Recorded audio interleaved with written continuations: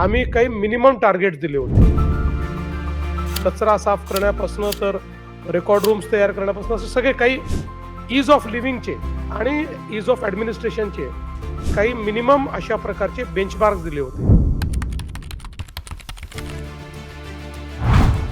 अवस्था तर अशी होती की भयानक. आधी रेकॉर्ड बाहेर काढून घेतलं, बघितलं कसं करणं होईल काय नाही. दिसती परिस्थिती तुम्हाला जाणवून की काय आहे काय नाही. ज्यावेळेस नवीन पोलिसला आलो होतो त्या टायमाला एकंदरीत अवस्था अशी होती. दुरुस्त करून घेतलं. याच्याबद्दल माननीय एस पी सर पावस साहेब यांनी बक्षीस पण दिलं. पण महाग ज्यावेळेस एस पी साहेबांनी जाऊन लक्ष दिलं त्या टायमाला त्यांना हे धुडके वगैरे दिसले. ते म्हणले हे काही व्यवस्थित नाही, हे व्यवस्थित करून घ्या.